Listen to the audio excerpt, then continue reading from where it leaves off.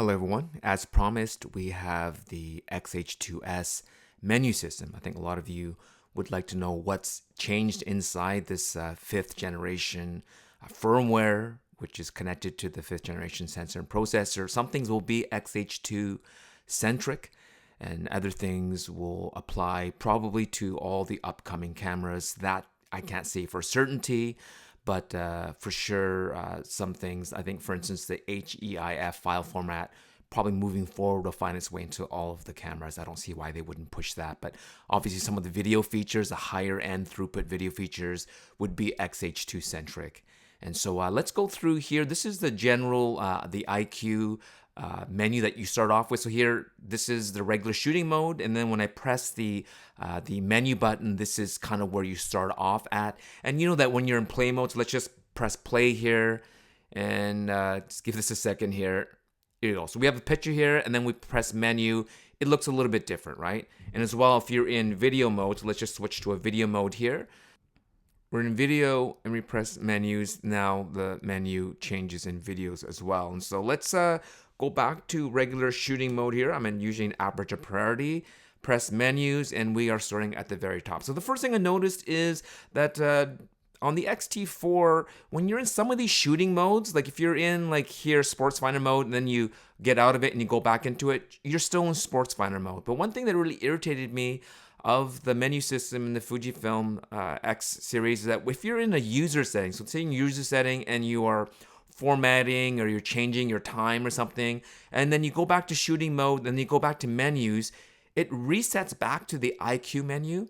This thing remembers no matter how deep you are into a menu setting, if wherever you leave off, so let's just say we're in my menus, we go back to shooting, go back into menus, there you are. It remembers where you left off. So that is a huge bonus, especially when you're doing something complex and painful and irritating. And so another thing you'll notice is that there is a brand new tab. It's the very bottom here. It is a network USB setting tab, and we'll get to that eventually.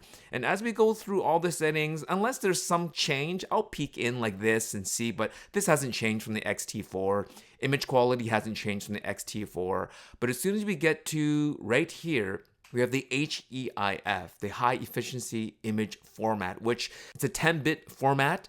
And it is more efficient than the JPEG, so the files are smaller, but the image quality is actually better. Because it's 10-bit, you get up to 1 billion colors, where the JPEG is only up to 16 million colors. So that's awesome that you have this choice of HEIF or JPEG. And if you have an iPhone or you're part of the Apple ecosystem, they switched over to this a few years ago, and hopefully this will come to pretty much everything. I think this will eventually replace the JPEG, but not yet. Film simulation, you get some of the new ones like Nostalgic Neg, which is in the GFX system, but not yet in the X series. And I think maybe Eterna Beach Bypass is also a new one, but here you can sort of see how these film simulations really do change the look of it. My favorite is obviously Classic Chrome as well as Classic Neg, which looks a little bit weird in this photo. And that's about it. Eterna Beach Bypass is pretty cool. It mutes the colors. But and then with Acros, they're not separate film simulations. You just go into Acros and then you can go green, red, yellow, or the standard. So let's get out of here. Monochromatic color. So I guess you can pick specific colors. I'm not sure if this is new or not. Maybe this was in the GFX, but not in the X series. So I think this is new. And grain effect is not new. Chrome, color chrome effect. Color chrome effect. Blue is new to some of the X series cameras and not all. And here we go, dynamic range. Nope, that's not new. Sharpness, high ISO, lens, color space, pixel mapping, custom mode setting. This is new because of the C1 to C7. You can go into a deep dive, but you can pick, for instance, here I have the first 4 in video mode and the next 3 in stills mode. And it's a lot easier to show you when you actually see the camera, but you can put auto update custom settings enable. So you set up the camera anywhere you want, button settings, white balance, whatever, and then it continually updates it. And so when you go into that mode, that's kind of how it is set up. And so this might need another separate video, and if you guys want it, I will do it. But it's very cool. here, let's just go back into here again. That you have all these custom settings because, as I mentioned in my other videos, for instance, the focus mode dial is now a focus mode button. So when you press that button here, so let's just do that right now. I press this button here, and it automatically goes into here. So it's not hard set to manual focus, autofocus continuous, or autofocus single. It's basically depending on what mode you're in. So let's just say here we are in shooting mode, right? So now let's go into video mode. And I will press that same button here. You can see it defaults to continuous, right? Because I set that as a default. Now let's go back into aperture priority and let's press this button. See, now it defaults to autofocus single. And that's just one feature. When you set up these custom function features, thank you again, it goes right back to where you want it to go. You can, like I said, custom set white balance. Even if you go custom set manual exposure, if you PASM and you say, I want C6 to be manual exposure, you can actually set the actual exposure. So you say 1/60th of a second at f5.6, it will remember that. So when you go into C6, the manual exposure mode, the actual exposure is remembered wherever you left it last. So that's pretty cool. If you have very specific settings, like for instance, in my studio, I may have it like a certain setting where I want a certain shutter speed, a certain aperture, a certain white balance, a certain film simulation, a certain shooting, autofocus, like focus mode. All that stuff can be preset, including your button layout. So that's a very powerful feature. And that's it. Now we go to the autofocus setting. And the biggest difference in here is basically, let's get to subject detect. And I think this is what people are really looking for. You have animal, bird, automobile, motorcycle, bike, airplane, and train. And it's pretty cool. I wish it was smart enough to know what one you're in. So if you want to use this a lot, use one of the custom function buttons to access this right away, or just drop it into your queue menu. One thing is that when you have, for instance, if you have face detect on, so here, let's just turn face detect, it is on, right? Auto eye. And then when you turn subject detect on, so let's just say, oh, we want a bird. You'll notice it turns off face detect. Now, if I turn off the subject detect here, face detect is still off. I wish basically that it would stay on. So I understand maybe when you go to subject detect, it turns off face detect. But when you turn off subject detect, then you got to go back into the menus and turn this back on again. And by default, I always want face detection on. So the way around it is, again, setting one of the custom function buttons to toggle face detect on or off. All right, now let's go through here. We're still in the autofocus tab. And that is it. I don't see any major difference. So now let's go into the main shooting settings. Again, if you have the X-T4, a lot of this, or any of the 4th generation cameras, a lot of this will be the same. Nothing huge or different. This may be a little bit different. Let me just hear. It seems like there's an extra feature here. Maybe. You got the electronic front curtain. Works up to 1/2000th of a second, and then over 1/2000th of a second, it's mechanical, up to 1/8000th, and then from 1/8000th, it goes to electronic up to 1/32,000th. Maybe the X-T4 had this, but anyways, this is usually what I want. This mode is usually what I prefer. Flicker reduction, IBIS, yeah, this is the same pretty much. Cooling fan setting, and so this is different. Obviously, if you have the cooling fan with the X-H2S, you can set the auto 1 or 2 or have it low, high, or off. And I don't even have it attached, so it doesn't really matter what setting it's in. Flash, I don't see any difference except it says LED light setting, and that probably comes down to if you actually have a flash that has an LED light. And so maybe this isn't even new either. Video mode, this is pretty cool. This isn't the main video mode, so maybe what I'll do is I will wait to go into video mode, right? So let's just save this for when we are in. But if you are in the shooting mode, right here, you're in shooting mode and you do want to go into video, there is a video tab. And again, thank you. It remembers where it was left off last. And let's go into your main user settings. Let's just see if there's any difference here. I don't recall seeing anything different. Battery age is cool. It's been around for a little bit since the GFX series, but now it's found its way into the X series. And sound setup, I don't like any of the sounds, especially like electronic shutter, because it's not so quiet, it just makes no noise that you can create a fake sound. And I think by default, when you buy certain cameras like the X100V, it defaults by having a sound for the electronic shutter. It's a gross sound. I don't like it. I think this is different.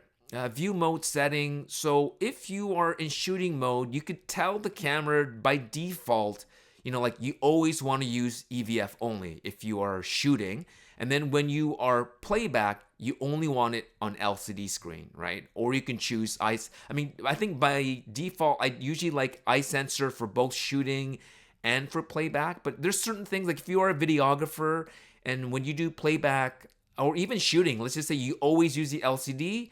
But let's just say for playback, you always want EVF only. Well, you can set that right here, but you can override this on the, there is a view mode just right of the EVF. If you press that, you can override these settings. And again, let's go through here. I think these are all pretty standard. Let me just see here. F-Log View Assist. Maybe that's new. I don't know, but I don't shoot F-Log, so I don't really care.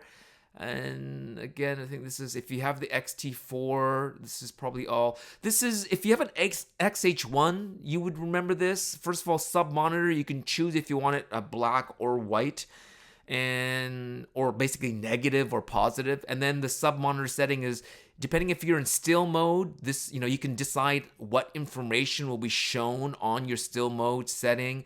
And then if you're in movie mode, again, you could decide what mode you want showed on your sub monitor setting. So that's pretty cool as well. And then Q mode, I think this is again on the X-T4, so nothing special. And let's go to button dial setting. This is probably where it gets a little bit interesting because of the FN setting. So you could see that video record button, even though it's red and it looks like it's a video record, you can change it to any of these settings. So let's just go through all the, like, what can you put into custom settings? Let's just go to the beginning. If there is such thing as a beginning. Yeah, there is a beginning. So this is a beginning here. So this is, I don't even know what this means. Plus or minus when set to, so when you are in, I think, manual shooting mode, you can use this to do exposure compensation because the front and rear dial is set to aperture and shutter speed. So I guess when you want to set the exposure, but then also be able to shift, I think that's what it means. You have that setting, image size, image quality, raw, film simulation, grain effect, color chrome effect. This is all kind of regular stuff. Recall custom one settings. That's cool. So if you, instead of churning the PASM dial to access your custom one setting, you can just have it as a one quick press button. Let's just say it's something that you access all the time and you want to be able to access it without churning that main dial. You can just set one of your custom settings, one of your FN buttons to immediately access custom one settings. So I think that's pretty cool. Focus area, focus mode. Oh, this is also cool too because, again, because you have the focus mode button, it's not a focus mode dial, you can just immediately set it. But again, this is custom set to that front left button. Autofocus mode, you can choose right or left eye immediately. So if you are doing face detect, eye detect, you can switch between left and right eye. Subject detect on and off. So again, this is also a good feature. Actually, let me just churn to this custom. So when I press, so I'm in shooting mode, I press the video button, which now I just reset to subject detect. Yeah, it just toggles it on and off. And see, it's stuck on bird. But from this mode, you cannot change which subject detect you want on. You still gotta then from here go into here, go to autofocus mode, go to subject detect, and then change from bird to motorcycle, right? So here we go. We toggle on and off, and now it's set to motorcycle. But you cannot change from a FN button, at least not yet. Let's just see if we can go back to custom function button, and let's just see if there is another FN button. I'm gonna switch this back to oh yeah, let's just see here, focus range limiter, sports finder mode. Let's just see photometry, shutter, flicker, ISO, modeling flash, record movie recording release, which is what this default is. High speed recording. Oh, that's cool. So if you have regular movie record, to start and stop movie record, but if you want access immediately to do high speed recording, so that's actually really cool. So for me, high speed recording mode in video, so let's just jump into the video screen here, is, let's just say it is DCI, it's 120, but it's at 24 frames per second, which makes it 5 times, right? So if I change this, so right now it is turned off because I want the default to be 4K 30. But if I do the custom function button and I want it to be high speed record, so here you can see the top of my screen, the default is 4K 30, right? Or 29.97. As you can see at the very top, sort of the left icon up there. But if I press this video button, let's just see if it immediately goes. Oh, that's weird. So it goes to this menu. So I see. So you press this, you still have to, you press the button. Because it's off, you have to go up here and hit on. And then if I go back here and press on, oh, see, I see. It just lets you toggle it on or off quickly. It actually doesn't trigger it. You actually have to be in this on mode first before you have. See, now you can see the top, it says DCI 5 times, and then when you press the video button, then it goes into that. Okay, so that's okay. I was hoping that it would just default immediately go into high speed record, but I would keep this video button as a video button. And so let's just continue on. Fix movie crop magnification. I don't even know what that means. IS boost, cooling fan setting, if you want access to it right away.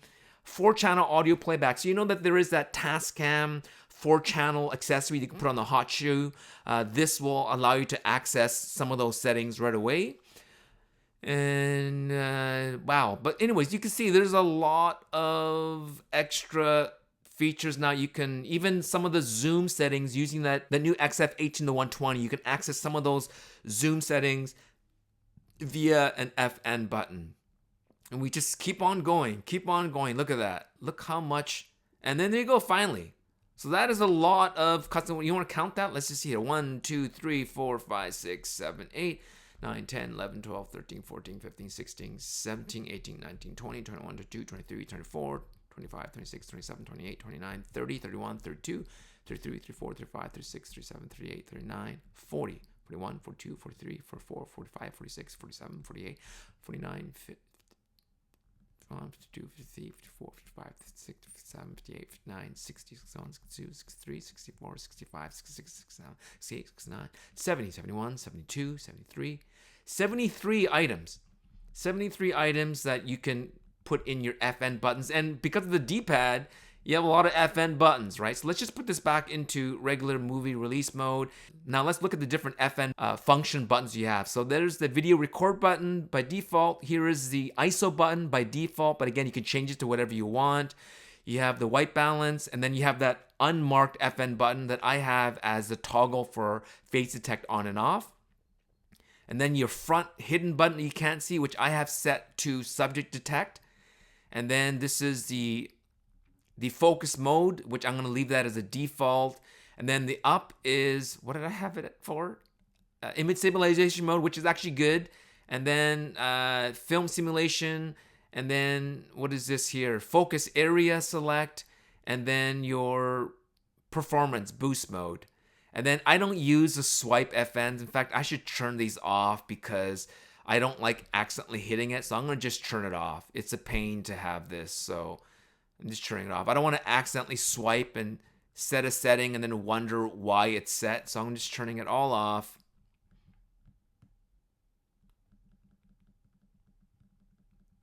There you go. It's turned off now.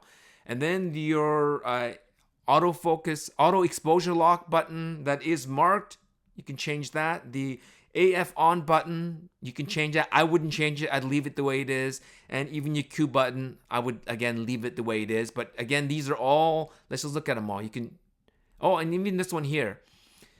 This one here is the view mode button, which is labeled. I would just leave it because I'm used to it being a view mode button, and that's changeable. So you have 1, 2, 3, 4, 5, 6, 7, 8, 9, 10. Don't count these. 11, 12, 13, 14. 14. You have 14 custom FN buttons on this new X-H2. And remember that the front and rear dials no longer push in, so you're actually losing 2 as well. So I'd say 14 minus 2. You would have 16 if it had it. And here, because I have the power zoom lens attached, it recognizes it, the XF18 to 120. So there's a button there that toggles between zoom, focus control, but you can change this to be something else. Like you can even have it as an AE lock or AF lock button instead of a zoom focus control ring.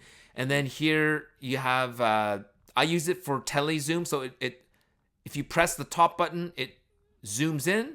And if you press the bottom button, it zooms wide out. But you can actually change it to other things, which is really weird. I don't know how else you would want to use these buttons. But I guess if you never wanted to auto zoom in or out, then you could just change this to whatever you want. So those are the 3 things that you can change on this lens for as a FN button. Select your FN button. I don't think that's different. Command dial setting. Yeah, you can choose the direction. I don't think, oh, this is actually kind of cool. So because this is PSAM, when you go into program mode, the front dial is program shift and the rear dial is exposure compensation. If you're in shutter priority, the front is shutter, the back is exposure compensation by default. But as you can see, you can switch it around. As you can see, the rear dial, right, which is to the far right, is exposure comp. So if you're in program, shutter priority, aperture priority, the rear dial is by default exposure compensation, which is something we're used to. So yeah, we lose exposure compensation dial, but by default, the rear dial becomes exposure compensation. And when you're in manual mode, then you have shutter speed and aperture front and rear dial, which makes a lot of sense. Command dial direction, I don't think that's new. Shoot without a lens. Lens zoom focus. This is also new, and this would have to be pushed to older cameras if you want to buy this new XF18 to 120s, that you can set the focus, manual focus speed, and you can set the zoom speed here in camera for that new lens, as well as the constant speed zoom focus operation here using that special lens. And yeah, so that's changed here. And let's just go through here. ISO button setting.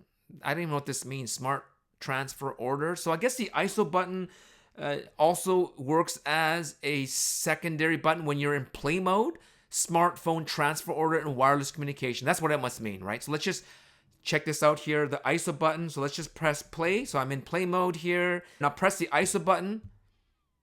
And yeah, I think it's trying to do, so the ISO button when in play mode does double as either a Wi-Fi wireless communication or smartphone transfer order button. So that's pretty cool. Touchscreen setting, I don't think there's anything different in here other than maybe, here we go, touch zoom, right? So you can use this lens here. So let's just, it's on. So you can see here on the bottom right corner, can you see that zoom button? So if I press it, you don't see me pressing, but here you can see now on screen, I can actually zoom using this screen here, which is pretty cool. I don't think I would use it, but if you have one of those HDMI monitor out that's touchscreen that allows you to communicate with the camera, maybe you can use, and I think even in the X Summit, they showed how you can use a computer to control the zoom, and this is probably why you can do this is now, because it's all electronic communication, right? So that's pretty cool. And all right, power management. Let's just see if there's anything. EVF. Yeah, this is kind of cool. With EVF, you do have the 120 frames. So you have the priority to fastest frame rate. So let's just say you're doing birds or sports, and you can even do to give a smooth, I think it's a virtual 240p. It says equivalent. So I don't think it's actually 240 frames per second, but it just smoothens the EVF view. I have it on resolution priority because mostly right now I'm actually shooting this video and I want this to be as highest resolution as possible.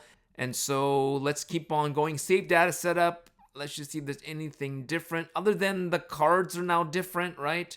Copyright info, geotag. And now I think I'm going back to user setting. So here we are now in the new network USB setting. As I said before, it's not that everything in here is new, but they just put a lot of these sort of connection settings in its own folder instead of it being, I think it used to just kind of be in here. So now it's broken off into its own separate folder, and you can create these wizards, these connection wizard, smartphone app, USB card reader, webcam, printer, and tethering, shooting, XRAW Studio, backup, restore camera settings. As I mentioned in the X Summit, you can actually back up how you have this camera set up, including all the C custom settings, and then you can move it to a new camera, or you can have 5 cameras and push the same settings in the master camera and push it to all the other cameras. So that's pretty cool. And then you have remote record function, which is not highlighted because I don't think it's not set up at this time. And so this is pretty cool. And this is a wizard, meaning it will probably just kind of help you through it. But if you don't want to use the wizard, you can just do your own connection settings. Right here you have select connection settings, and right now I have this default. If I use a USB-C connection, it defaults to the USB webcam, which I've showed you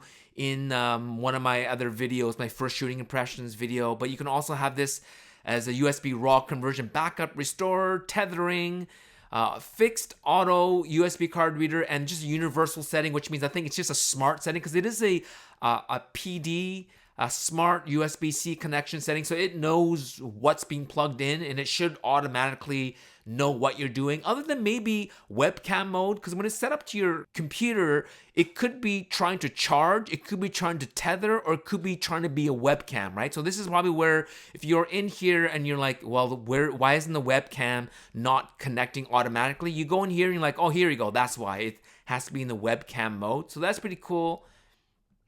Airplane mode, so that just kind of turns off the Wi-Fi and the Bluetooth.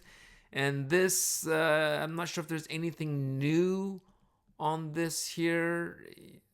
I think other than here, you can choose your frequency for your wireless connection. You go 2.4G or 5G here, and it gives you some description down the bottom, which is pretty cool. It's standard, right, for the 2.4 gigahertz, and then 5 gigahertz, they're saying some restrictions in some countries. I'm just going to change it to 5G. Why not? And select file type. And so this shows when you're transferring, you can pick JPEG, HEIF, and it's saying you can't transfer HEIF via Cam Remote app, nor to Android OS devices. So I don't know why you can't do it with the Cam Remote app, since the file type is smaller. And so again, Fujifilm, please update your Cam Remote app. This is not new. USB power supply. This is not new information. And here we go. I think I went through everything. So now let's go to video mode. So let's switch to video, and I'm gonna try not to spend too much time in it because I don't know a lot about video, but you actually have a movie setting list. So you can just set here, so you can quickly jump into different settings immediately. And so let's go into my actual menu settings. Let's just back out of here. So shooting mode, first of all, in video, you can set program, shutter priority, aperture priority, or manual. I'm in manual. That's probably the best way to be in setting mode. I can't access movie setting mode because I'm in high speed mode, so I gotta turn this off. You can't have them both on at the same time. So here we go. Finally, we're in movie setting mode, and this is your basic setting if you want to shoot 6.2K. So let's just go 6.2K and up to only 29.97 or 30K. And this is full sensor readout. Then you have the 4K, then DCI 4K, and now you can go up to 60 frames per second in this mode here. In high speed, you can go faster.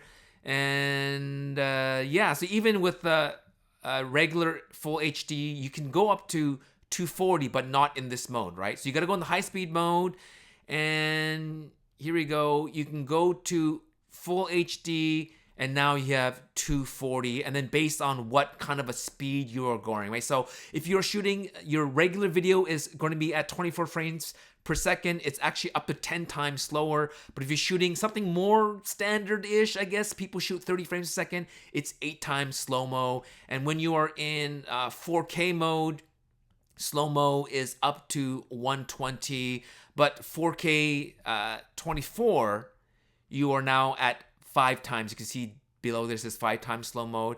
And in 6.2K, as you can see, there is no option because you can't do slow-mo in 6.2K. It's just too much throughput. But I like DCI, so that's 17:9 aspect ratio, 120, so that's 5 times slow mode. And you can pick HDMI out, which might give you some faster options. Maybe that's why they have that. Let's just see if there's, I don't see any difference, but there may be something in here that changes if you do HDMI mode, but I'm gonna just turn that off.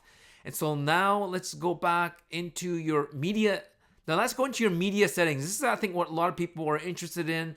There's tons of modes in here, guys. It's kind of confusing. First of all, it knows what cards you have. So in the card 1 slot is the CF Express Type B, and it knows now. So for instance, if I go into the second card slot, which is only SDXC, it tells you, well, you can't do ProRes at all, right? You can do H.265, and you can do, let's see, they call all intra 720. You can do it to the second card slot. But in the first card slot, now it opens up to ProRes, right?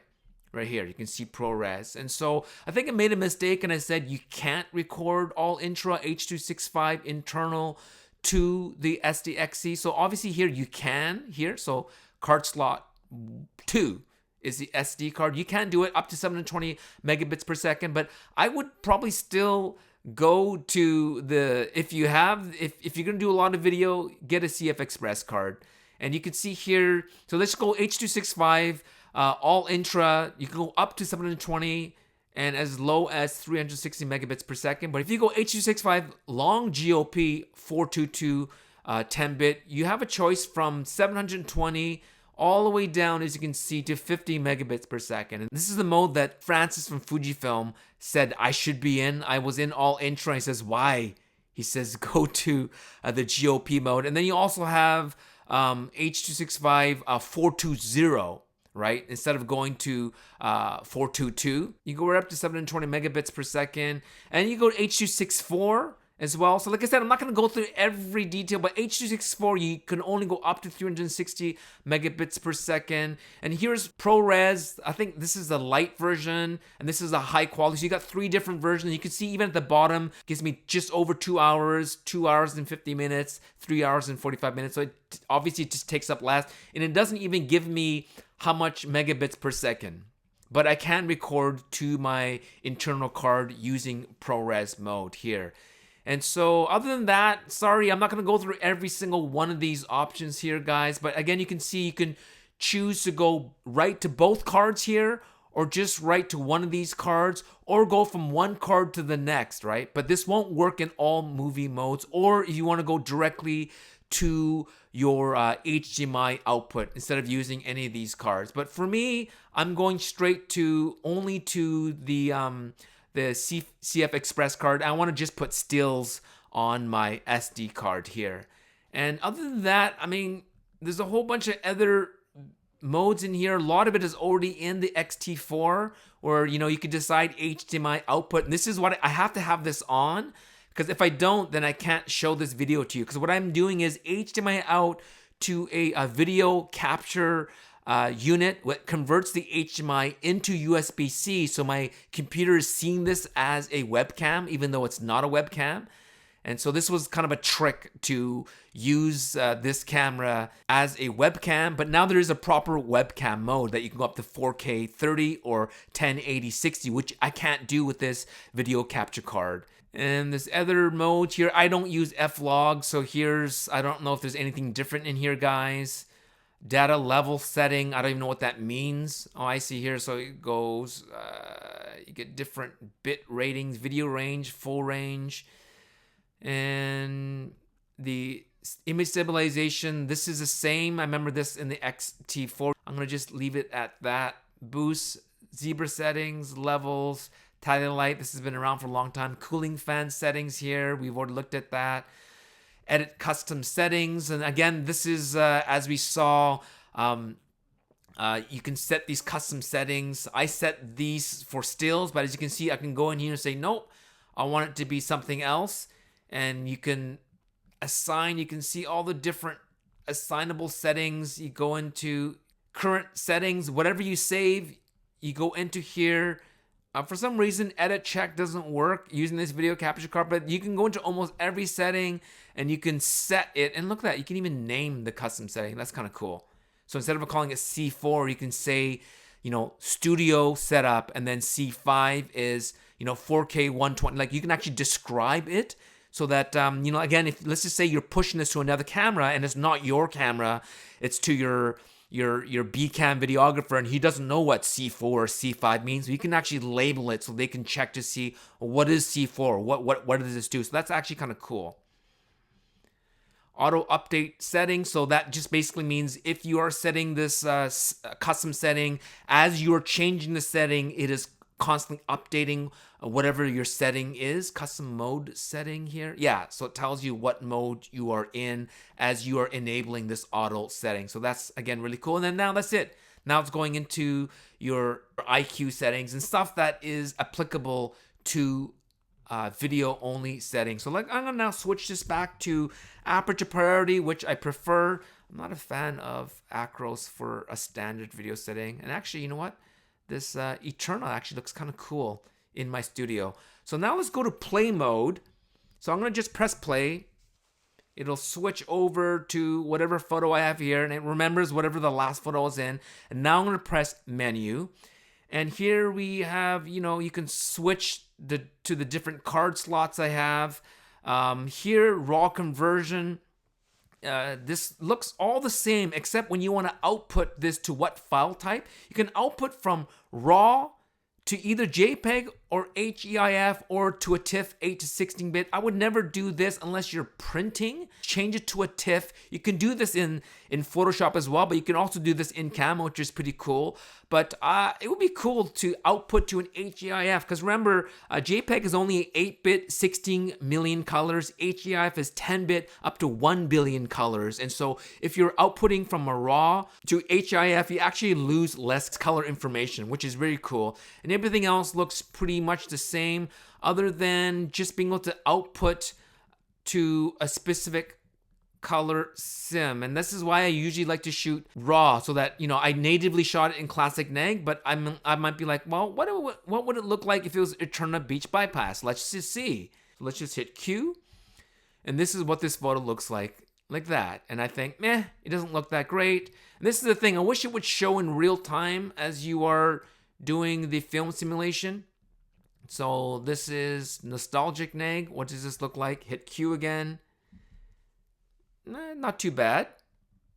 Back out. And here, this is another thing. It doesn't remember the last menu mode you were in raw conversion. I wish that was changed. I wish it would stay in this film simulation.